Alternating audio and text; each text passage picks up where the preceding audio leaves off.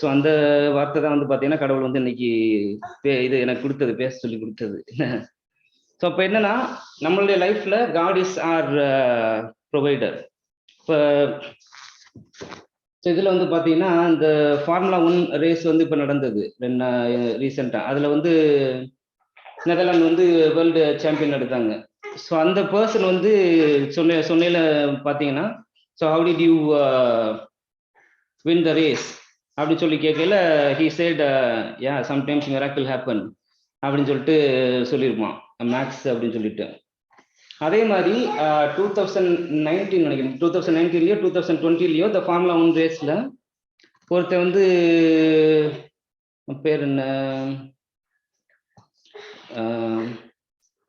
அதுல வந்து ஒரு ஆக்சிடென்ட் நடக்கும், அப்ப பேர் மறந்துச்சு, சரி பேர் டசன்ட் மேட்டர். ஸோ அதில் வந்து பார்த்தீங்கன்னா அவனுக்கு வந்து he was a good driver, formula 1 race driver. ஆனாலுமே பார்த்தீங்கன்னா அவன் வந்து ஃபாஸ்ட்டாக போயிட்டு இருக்கையில அவனோட கார் வந்து ஹிட் ஆயிரும். அந்த இதில் பேரியரில் போய் இடிச்சிருவான். பேரியரில் போய் இடிச்சு 2ஆ பிரிஞ்சிடும் காரு. 2ஆ பிரிஞ்சதுக்கப்புறம் பார்த்தீங்கன்னா தீப்பிடிச்சிரும். தீப்பிடிச்ச உடனே he was just staying inside the car and he was looking at. So he was trying to get out of the car. அது ஃபார்முலா 1 ரேஸே பார்த்தீங்கன்னா, so they give the training. So if something happened wrong, then they can come out of the car in 7 ஏதோ ஒரு certain seconds. அந்த செகண்ட்ஸுக்குள்ள 7 seconds நினைக்கிறேன், 7 seconds he has to come out of the car. அந்த மாதிரி ட்ரைனிங்லாம் கொடுத்துருப்பாங்க. இருந்தாலுமே இந்த ஃபயர்ல வந்து பார்த்தீங்கன்னா he could not come out of the car.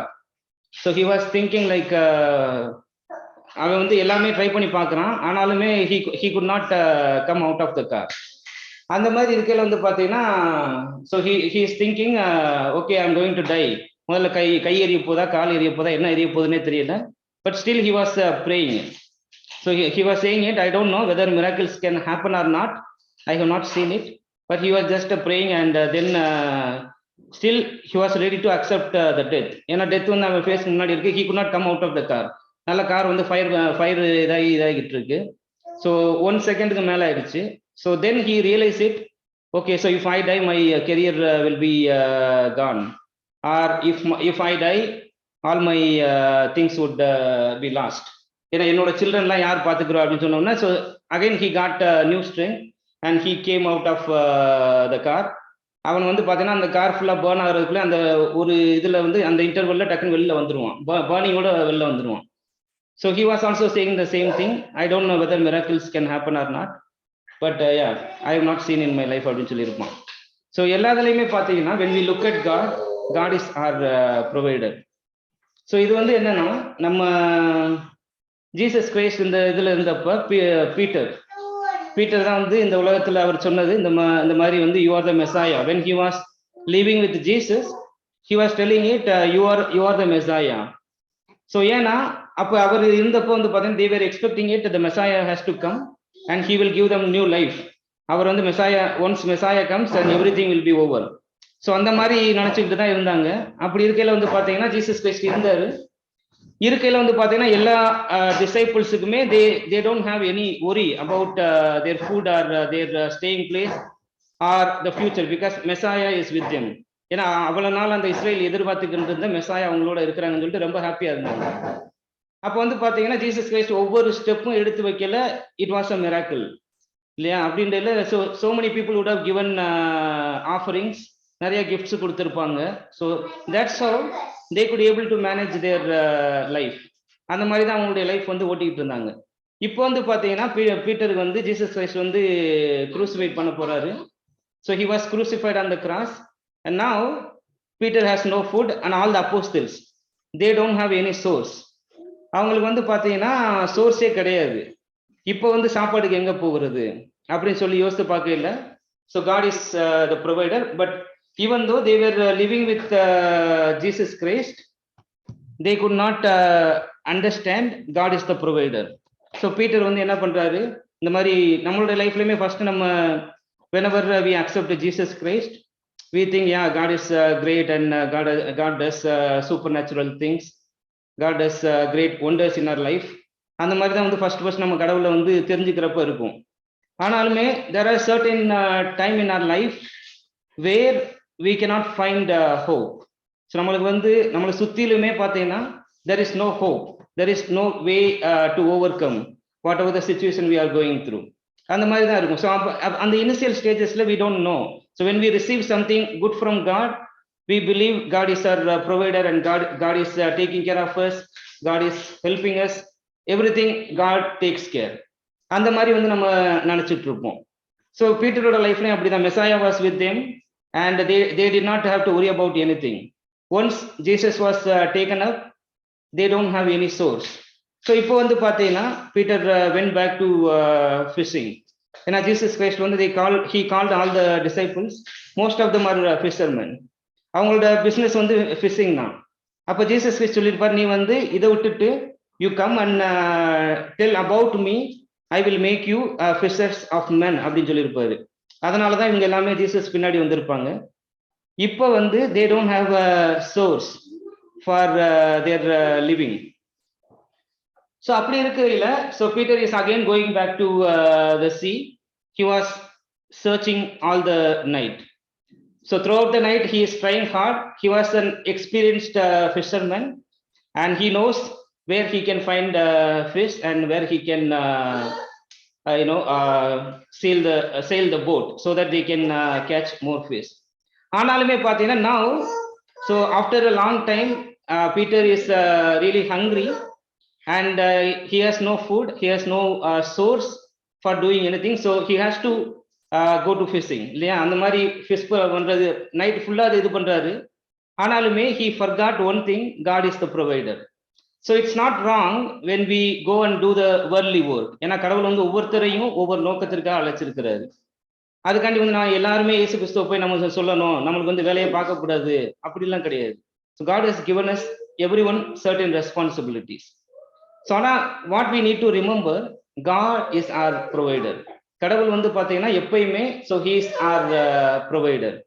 Even in this situation, it's not wrong Peter went to fishing because he had no source. அவன் வந்து he would have prayed and he would have asked. அவங்களுக்கு வந்து பார்த்தீங்கன்னா so they were disappointed. They were thinking Messiah was with them and he will be with them forever. அப்போ பார்த்தீங்கன்னா அவங்களுக்கு வந்து so they were in a dilemma. He could not able to go back to God. ஏன்னா அவங்களுக்கு தெரிஞ்சது எல்லாமே Jesus Christ மட்டும்தான். So they don't know about the Father God. They don't know about any other God. They believed Jesus Christ was the Messiah and he would live with them. So அது இல்லைன்னு சொன்ன உடனே so their whole life was in panic. அவங்களுக்கு வந்து பார்த்தீங்கன்னா என்ன அடுத்து என்ன செய்யறதுனே தெரியல. So they were just stumbled. So now they are going for their own job and using all their talents. He could not find any thing. So அவங்களுக்கு என்னன்னா இப்போ என்னாச்சு இந்த சூழ்நிலை நம்ம என்ன பண்றது, சாப்பாடு கூட இல்லாமல் போச்சே அப்படின்னு சொல்லிட்டு இருக்கையில் so they could not realise God is their provider. So even அந்த ஃபிஷிங் பண்ணையிலையுமே Peter would have prayed God. So he would have prayed God and asked God, இந்த மாதிரி நீங்க வந்து என்னோட இருக்கிறேன்னு சொன்னீங்க, இல்ல இது இப்போ வந்து நாங்க என்ன பண்றேன்னு சொல்லிட்டு ப்ரேயர் பண்ணி இருந்திருக்கலாம். So he was trying with all his own strength. அவனோட ஸ்ட்ரென்த் எல்லாத்தையும் யூஸ் பண்ணி ட்ரை பண்றான்.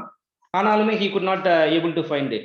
So அப்பதான் ஜீசஸ் கிரைஸ்ட் வந்து he is just appearing to him and telling him put the net on the right hand side. So இவங்க என்ன பாத்தீங்கன்னா இவங்க வந்து இன்னொரு சைடுல ட்ரை பண்ணிட்டு இருப்பாங்க. அப்போ வந்து காட் வந்து சொல்லுவாரு, இந்த மாதிரி நீ வந்து நெட்டை வந்து இந்த சைடு போடு அப்படின்னு சொல்லிட்டு. So that's how God provides us all our needs. நிறைய நேரங்கள் வந்து பார்த்தீங்கன்னா நம்மளோட லைஃப்ல so we think with our own understanding, with our own intelligence, we think we can able to achieve certain things. Even if it doesn't work out, and we have to remember God is our provider. So அந்த ஃபிஷ்ஷுக்கும் provide பண்றது காடு தான், அந்த ஃபிஷ்ஷை தேடுற பீட்டருக்கு provide பண்றதும் காடு தான். ஸோ அப்போ வந்து சொல்லுவார் ஜீசஸ் வந்து ஃபிஷ்ஷை வந்து இந்த பக்கம் போடு அப்படின்னு சொல்லல, சொல்லுவார் அந்த மாதிரி நைட் ஃபுல்லா வந்து I have done it Lord, I did not find any fish, but still as you say I try it, but he did not realise it, that is God. He was just he has no other option. நம்மளோட லைஃப்லயுமே பார்த்தீங்கன்னா ஒரு சில நேரங்களில் நம்ம when we are going through this kind of situation, whoever says whatever it is, we try to follow. Okay, so இதை try பண்ணி பார்ப்போம், எல்லாத்தையும் ட்ரை பண்ணி பார்த்தாச்சு, இது வந்தாலும் சரி வரலைனாலும் சரி we can also try this அப்படின்னு சொல்லிட்டு தான் ட்ரை பண்ணி பார்ப்போம். ஸோ அந்த மாதிரி சுச்சுவேஷன்ல தான் பீட்டர் வந்து he is just trying it in the other side, but he gets whole lot of fish. Even in his career, he would not have found that much of fish. That much of fishes, he would not have got it. So then he realized it, God is my provider. So then he surrenders to God. அப்பதான் வந்து பாத்தீங்கன்னா கடவுள்கிட்ட நம்ம நோக்கி பார்த்திருந்தோம்னா பாதையே இல்லாத இடத்துலையும் பாதையை உண்டாக்க முடியும்னா அதுக்கு ஆண்டவரால் மட்டும்தான் முடியும், கடவுளால் மட்டும்தான் முடியும். So when we look everywhere, when we know, so this is the direction where we don't get any way out of it. But even in that situation, if God can make something, then only God can do it. ஏன்னா நம்மளால வந்து பாத்தீங்கன்னா நம்மளுக்கு தெரியும் இந்த side வந்து எதுவுமே கிடையாது, இது வந்து என்ன சொல்றது the dead end street ன்னு தெரியும். ஆனாலும் when we look at God, he can open up the ways. அவர் சொல்லுவார் இந்த மாதிரி இந்த பக்கம் போகாத இங்கிட்டு திரும்ப அப்படின்னு சொல்லுவாரு. So we need to listen. So that's the message for today. God is our provider. So இன்னொரு சாங் நம்ம பாடுவோம்.